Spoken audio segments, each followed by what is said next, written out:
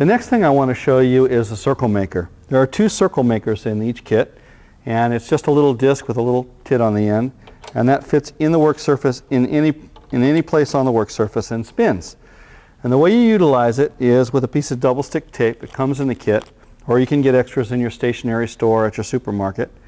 And this is the way you do it. You just put the double stick tape right on the button like that. Peel off the protective surface. Stick it on the piece of glass that you want to use. This should be very, very dry and preferably warm. And that way the double stick tape will really stick well. You don't want it to come off when you're right in the middle of your cut. This is a voice of experience. Anyway, you have two choices with this. You can get the largest circle that you possibly can out of this piece of glass, or you can cut the exact size circle that you want. If you want to create an exact size circle, what you do is measure from the center of the button out to the radius that you want to create. So in this case, we can't do one more than 3 inches. So we're going to just do a 3-inch circle. And I'm going to cut right here. I'm putting a mark right on 1.5 inches. And I'm going to cut to that mark on the saw. And it, of course, will disappear. One way of keeping the mark on the saw is to either use your glass cutter and make a little mark with your glass cutter, or you can put a little rubber cement right over the mark, and that will hang on to it. Whether you're using a Sharpie pen or any kind of pen, it will preserve the mark through the water so it won't come off. A lot of people use chapstick or Vaseline. I find it's a little messy, and the rubber cement works great because you can rub it off with your thumb and it cleans the glass as you take it off.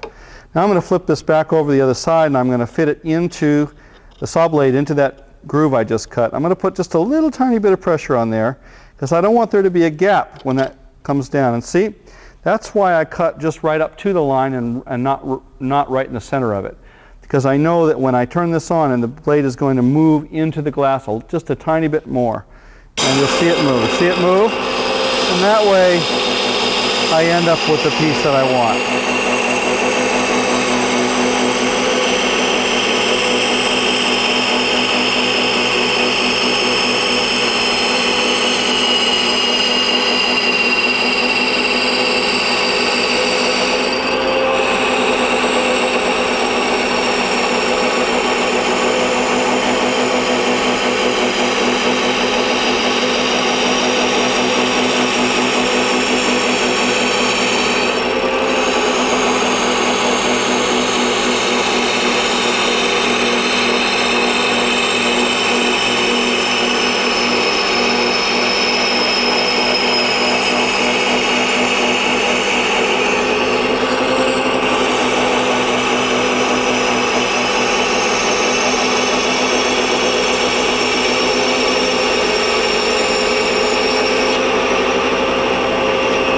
You end up with an absolutely perfect circle, whether you're cutting out of ripple glass or fused glass or whatever kind of material, whether you're working in tile or stone.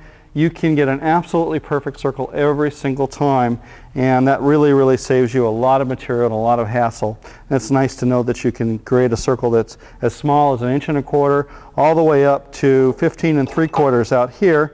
If you're careful not to have any of the corners bump into the back of the saw, you can create a big piece of glass here, and you can even do frames with the separating blade that is now available with the Tauruses, all the Tauruses actually, not just the Taurus 2.2, but you can get the separating blade that fits all the saws.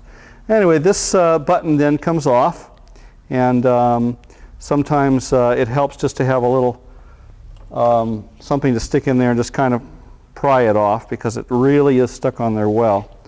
And just rub off the material with your thumb. And, or they have a thing called Gooby-On, which works great too. You can just take that off. Usually it comes right off right away. And you get a nice round circle. We'll see how close to 3 inches I actually came. I'm 2 15/16.